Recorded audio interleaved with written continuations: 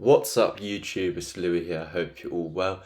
Today we're looking at Bitcoin, but there's pretty much not a lot to say other than go ahead and watch yesterday and the day before's update. It's so important if you want to know what Bitcoin is going to do on a macro scale in the next, 6 months to a year.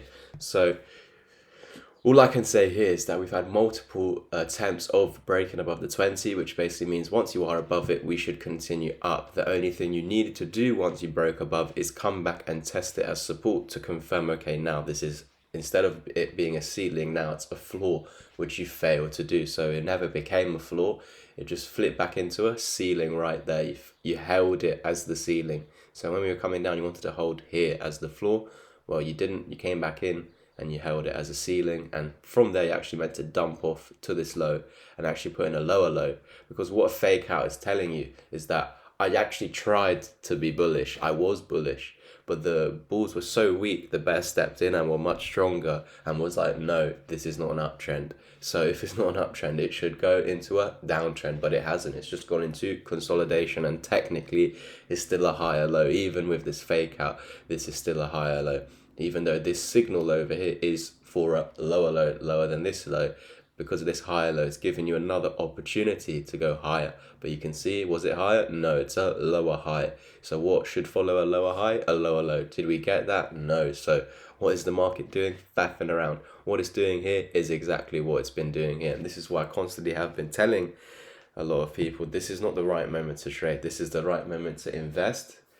Like with the long-term thinking, 6 months minimum. That's what you should be thinking, in 6 months intervals. And as I said yesterday, even 6 months is very short term. Look at us guys, we're in June now, 6 months into the year. How fast has this year gone? It's ridiculous. So there you go. Just to open your eyes, how quick the market moves. You know what I mean? You're going to be in a different situation 6 months time from now, because it was the same. If you go back 6 months, where are we? We were around in the high 60s. 6 months, we're in 29k, 30k. Where are we going to be in 6 months? I doubt. Still here. You know what I mean? It would be crazy if we were here for 6 months. It could well happen. I've explained that in yesterday's video, how we could chill around this 200 EMA for 6 months, because it's something that has done November till April. So yeah, roughly 6 months under the 200 EMA. But as long as you're under the 200 EMA, you basically know you're at the end of the dip. You just need to consolidate before getting back above the 200 EMA and starting this bull market. That's all the 200 EMA is there for. Once you hit it, you reset the market. Yes, you can go below. Yes, you can go below. And you were below for 6 months. But once you are down there, you've reset the market. So the only macro or the only long-term vision you can have is that it's just going to go up instead of continue down, because what has it been doing for over 6 months? Just down. Technically, this is a false high. This is your high, and we've explained that in yesterday's update. I'm just going to show you the chart here, how even though this was a higher high, this was our parabolic motion. Even though it was nothing like this, it was nothing like this. But anything above this purple channel, as explained in the video 2 days ago and yesterday, if you go above this, this is what's going to send you into a bear market. And all I mean by bear market is to the lower band. So if you hit and go above this purple band, the higher one, you eventually come back under, hit it as resistance, and go to the lower band, which is technically your bear market. But what does this really look like? If we take away all the drawings and all the EMAs, it just looks like a consolidation period, or irregular ABC. A, B with the false high, C down. Even in just this, you go on A, B, C.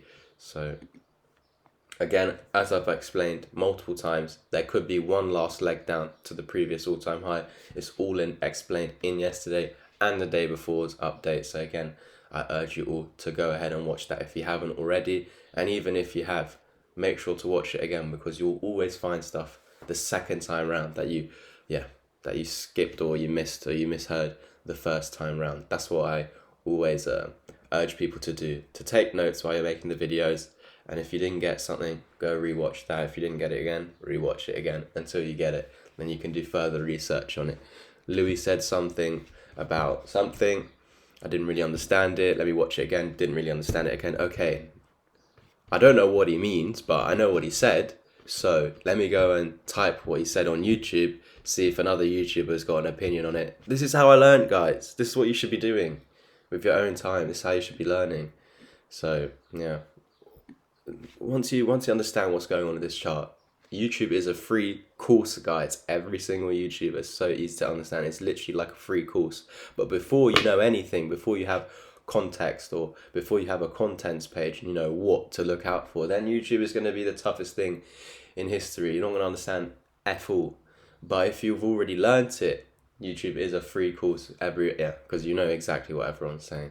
So that's why just go and learn it from a mentor, from me, or from anyone else. But if you want high quality education where, you know, with the through the mentorship, I won't move on from a subject until you get it. I'm not going to leave you in the dark like half these people. As soon as you send them the money, they're gone.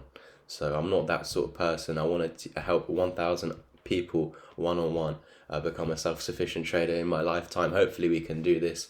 We're about 30 and a bit students into it. So yeah, a long way to go. long journey ahead. But yeah, the mentorship won't be here forever. The course for sure will be here forever.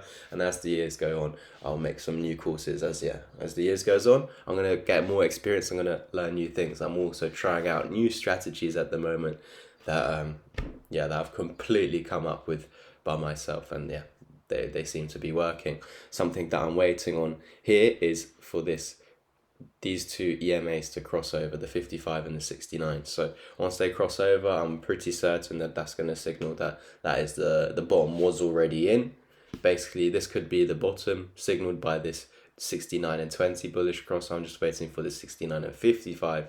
Sorry, bearish cross here. I'm now waiting for this 55 and 69 bearish cross to basically signal a higher low, or to signal the start of the upward move in this new bull market. I'm just waiting for this bearish cross because, again, on the higher time frames, it's a lagged indicator. So it's a good example of bottoms, or that they're near. Okay, so that's pretty much it in today's update. Look, final example over there. They were in a bullish cross and eventually did a bearish cross. Where was that? Right down. Let's get that exact for you. Right down there if we zoom in. Sorry about that noise. Literally, where was it? Right there. So look at the candle it's on, right down there. That signaled the higher low and the start of this bull market. So the 20 and the 69, what did it do? Signaled the capitulation. The 55 and the 69 signaled the start of the bull market. Voice crack. Start of the bull market. But you see what I mean? And every time you go below, you don't tend to stay down there for a year plus. You're not going to do that because previously, where is it? Don't know where it is. Oh yeah, we didn't go on. Yeah, the longest you've been under the purple thing was March until April, so not even a month. But here you went below the 200 EMA. But when you went below the 200 EMA, even though you're under the 200 EMA for around 5 to 6 months, you still never lost this purple band. So now that we are below it, I'm not anticipating we stay below it for so long. But again, 1, 2, 3, 4, 5, 6, 7. On the 8th week we were out of here. 1, 2, 3, 4, 5, 6. So this could be that we actually do spend a longer period under, because this wasn't some sort of black swan event. People might argue, yes, it is because of Luna, and all these garbage NFTs, but when the market wants to correct, it just wants to correct. The saying is, show me the chart, I'll show you the news. I really don't care about these fundamentals, guys. Really don't give a flying toss about fundamentals, because I've been here for 3 years and I've never relied on fundamentals and I've been completely fine. Everyone's like, but the fundamentals is what made this happen. Okay, so the fundamentals at the time were Elon Musk saying Bitcoin's doo-doo for the environment, and then the other event was China banning Bitcoin. Okay, so did I need those events to see that this was very overextended to the upside, where we were going up straight for 6 months with this being the only pullback? And do you really see any pattern in that pullback? No. So when I personally don't see patterns in a pullback, I don't call it a pullback. I want to see big structures on high time frames. Look at this pullback over here where you form this W pattern and then you continued. Yes, it was a false high, But look, you had this pullback, you formed a pattern on the weekly time frame. So this means that you were down here for months on end. And this is what you need to do if you want a correction, if you want a proper pullback. Not this nonsense where you come down for 2 weeks and you're out of here. None of that. So that's why it was quite obvious we were calling this rising wedge as well. I remember completely. And I remember down here, everyone was saying, this is a massive head and shoulders. Left shoulder, head, right shoulder. And I just remember taking the pee out of everyone for thinking it's a head and shoulder, because the target at that time was like minus $2,000. That's never going to happen. How is something going to go to minus 2,000? That basically means Bitcoin owes me money per Bitcoin you own. That's just wrong. So the people that thought it was a head and shoulders, I just knew they were completely wrong. You're just overextended from the EMAs in this bull market. Since you formed the bullish cross with the 20 and the 55, the purple and the orange, you never retested the 55, and so we did so. And that's why when we were coming down here, I knew that if we were losing certain levels in this area, it's going to get very negative. When we started flipping completely bearish and we got out of crypto, about 50% out of crypto, it was when we lost this low, because on the weekly time frame you created a lower low, lower high, lower low. So this is what we're trying to shift. But it's very bullish. I know people are like, I don't care if you're bullish, the market's bearish. I don't give a shit about you, mate. What I'm seeing in the chart is every time you go below this purple band, you don't tend to stay under it for too long, and you reclaim it and begin a bull market where you hit the top of the range, where you go below, you come back up, you start bull market and go to the top of the range, blow off top, come back down to the bottom, blow off top, come back down to the bottom. So if you still think Bitcoin's going to 3K, 14K, you're an absolute idiot. I'm sorry. Stop watching the channel, because what I've been saying all these months is not getting in your head. So there's no point of you being here if you believe that. So thank you guys so much. I hope you're on the right side. But yeah, I appreciate you all supporting the channel, liking and commenting and subscribing. And don't forget to turn on the notification bell on. If you can, please do share the videos to your friends and family. That would be amazing. Let's get to 3K subscribers as soon as possible, guys. Thank you. I'll catch you in the next one. And as always, peace.